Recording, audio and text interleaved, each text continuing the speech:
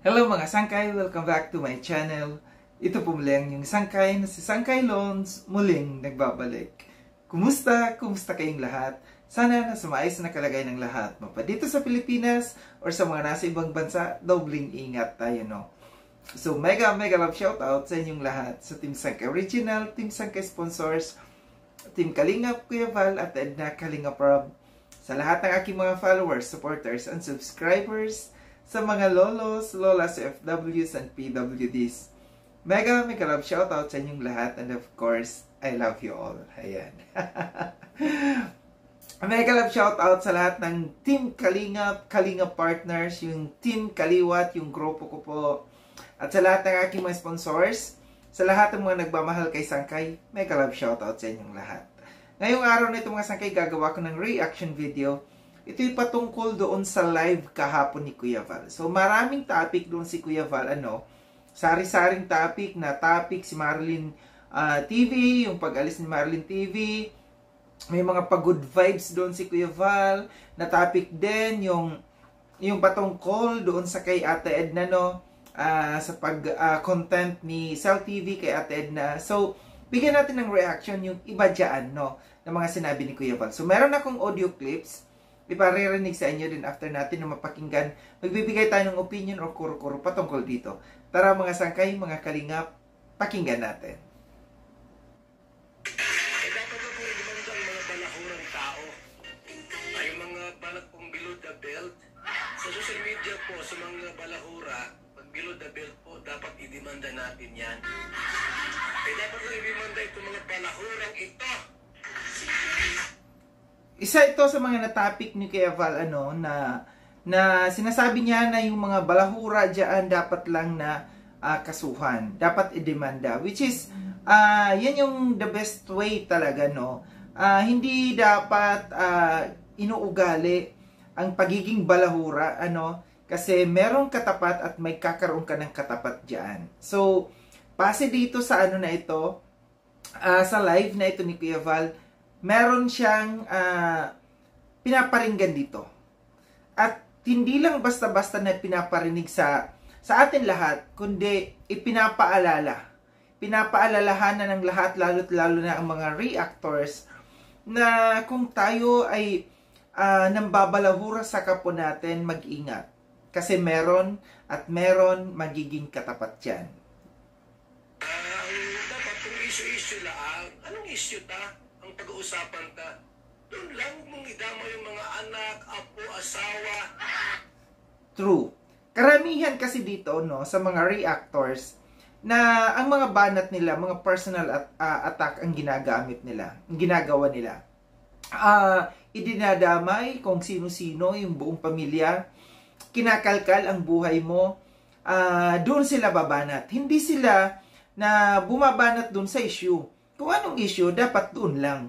Kung ikaw ay isang tunay na reactor, kung ikaw ay isang tunay na defender, alam mo yon, Alam mo yung dapat mong gawin, Kung kakalkalin mo ang buhay ng isang tao na kalaban mo, kung halimbawa, nag-content sa'yo, mayroong issue, pero ang ibinanat mo naman, out of the topic, iba doon sa issue. Ang ipinanat mo doon, buhay ng tao na nag-content sa'yo, yun ay isang kaduwagan, yun ay isang hindi magaling makipag-rebuttal, talunan yung mga ganyang klaseng tao. Kasi hindi nila sinasagot kung ano yung issue, bagkus ang kanilang kinukuha, yung personal na atake ang ginagawa sa'yo. Marami yan. Marami dito sa kalingap ng mga reactors na ganyan ang mga pag-uugali. Yan po yung pagbabalahura at yan ay libelos. Pero yung mga pasaway po at talagang walang naitulong sa kalingap tapos nagpaparabalahura pa, yun ang dapat tanggalin. Ito yon, itong sinasabi dito ni Kuya Val, ito'y patungkol dito sa kay Marilyn TV, yung sa pag-alis ni Marilyn TV dito sa kalingap, yung pamamaalam niya. So maraming mga nagdiwang na umalis si Marilyn TV, pero sinasabi kasi dito ni Kuya Val, hindi final yung pag-alis dito ni Marilyn TV kasi hindi siya yung nagpaalis. So parang hindi niya papayagan na si Marilyn TV ay umalis. Sabi ko, hindi pwede nagayang basta-basta. Wala mang sapat na dahilan. Ang dahilan, binabas kasi ako, yung aking pim-pim. Sabi, baho daw ang bilat ko. Lahat ng tao, baho ang bilat. Ito nga, kasi nga, diba, nabanggit dito ni Maring TV yung kanyang pag-alis dahil ngayong atake sa kanya, isa sa mga atake sa kanya na sinabi sa kanya na baho ang bilat niya, no? Which is, ito yung pinupuntos dito ni Kuya Val. Na ito yung isang pangbabalahura at ito yung isang libelous, no? Na kaso, kung ikaw ay nagsasalita. Marami dyan na mga reactor na hindi pinag-iisipan kung ano yung kanilang sasabihin, kung hindi nila alam na libelous yung kanilang sinasabi. Sa kanila kasi, para sa kanila kasi, yung pangbabalahura, pagmumura, feeling kasi nila, matapang sila. Yun yung pagkakaalam nila sa sarili nila. Na once na ikaw ay isang tao na nagmumura, matapang ka na. Mali yun na interpretasyon nila. Hindi nila alam na sila ay nasisira sa kanilang pagmumura. Hindi yung taong minumura nila. Kagaya kahapon, nag-content ako sa Kaisel TV, then bumanat ka agad, isa pa bumanat din si Banat Bagsik, grabe ang mura. Sa akin, who cares? I don't care. Kiber. Kiber ko sa inyo kung nagmumura kayo sa akin, no? Kung ako'y minumura ninyo, hindi ako apektado. Dahil hindi ako ang nagkakasala. Kayo ang nagkakasala. At hindi nagiging masama ang tingin ng tao sa akin sa minumura ninyo ako, kundi kayo ang nagiging masama. Sarili ninyo ang pinapasama ninyo sa inyong pagmumura. Gaya ng sabi dito ni Kuya Val, no? Kasuhan yung mga ganitong klaseng mga tao. Hindi tayo magkakaso sa kanila. Hindi ko sinasabing ako'y magkakaso sa kanila. Sayang lang oras ko sa kanila, no? Alam natin na maraming beses na nagmura at nagmura itong mga dalawang ito. Sabi ko, I don't care, no? Kasi hindi ako ang nasisira. Sila ang nasisira. Pero, ito yung sasabihin ko sa inyo, magkakaroon kayo ng katapat. Darating ang araw na magkakaroon kayo ng katapat. No? Sa ganitong klase na may mga libelous na mga pangyayari, antayin natin. No? Antayin natin. Ito ulitin ko, hindi ko sinasabi na ako'y magkakaso. Wala akong balak na magkaso. Pero, mayroon at mayroong taong na makakatapat sa inyo. Antayin nyo lang kasi mayroon akong nalalaman. No? May nalalaman ako na may iiyak. May iiyak at makakatanggap ng letter galing kay Ate Charo. Sabi, Dear Ate Charo.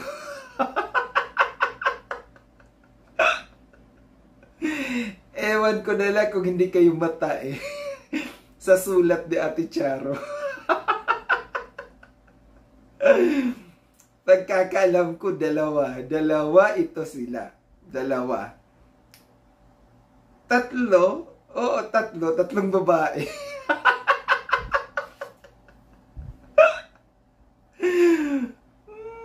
Yung isang babae hindi nagmumura.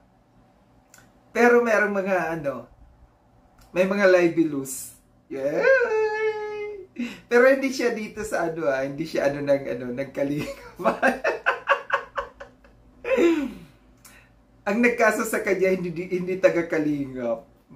Uy, alam niyo na kung sino.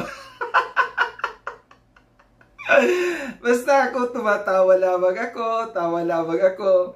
Hindi ako nagkakaroon ng wrinkles, no? Yun yung pinaka the best na medicine daw, yung tumawa, yung pagtawa, no? Nakakabata yung tumatawa. Pero yung mura ka ng mura, yung gigil na gigil ka, yung halos matanggal ang pustiso mo, at saka yung mga bilbil mo sa mga nakalaylay sa pisngi mo, halos malaglag na sa kamumura. Ay, madaling may stroke yan. Ay, natatawa lang ako. Balik tayo dito sa pinag-usapan. Hugasan niyang isang araw. Tignan po kung humut yan. Baho! Nagmayaman ko pa. Ito pinagsuoting ginto at perlas. Lahat ng bilat, baho. Huwag mong hugasan. O lahat ng bilat baho, sabi ni Kuya Bal. Bakit yung aking Kuya Bal hindi naman? Kasi alam niyo yung bilat ko, mabango kasi sinasabon ko ng surf. Inuugasan ko ng surf. Kaya wag mong sabihin, Kuya Bal, na lahat ng bilat baho. Hindi. Hindi lahat ng bilat baho. Akin lang siguro talaga ang mabango.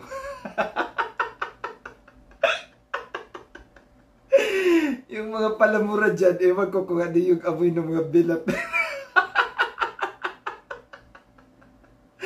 Ay, lalo na yung mga may edad na. Pag umupo sa upuan, naiiwan yung amoy.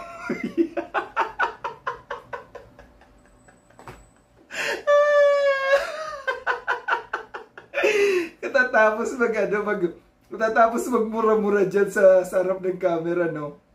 Pagtayo, naiiwan yung amoy ng bilat nila sa inupuan nila. Mga gurang na kasi. Balik tayo dito kay Kuya Bal. Sira ulo talaga to si Kuya Bal. Yan, pakinggan mo to ha. Oh, yan oh. Oh, pakinggan mo. Hay buhay. Hay buhay. Pero walang bigas. May motor, walang gas. May gripo, walang tagas. Dagdagan mo pa ng asawa, walang ugas. Baho. Paano titigas? Kaya mga kalingap, mga kaibigan, ano ba lang yun na sabi sa atin, bilat mo baho. Ang daming kalukuhan ni Kuya Bal. May tubo, walang may gripo, walang tulo. Tapos, naluluhan na ako sa kakatawa talaga dito. Ang daming kalukuhan ni Kuya Bal. Okay lang yan. Normal yan. Huwag mo hugasan ng isang linggo. Amoy ginamos. Screenshot papatulan mo. Mabuti matalino si Sir PBP. Sinibilat makal si Ate Edna. Sabi rin, pinaalis daw siya. Ayun. Wala mo sinabi si Ate Edna ng gaya na pinaalis.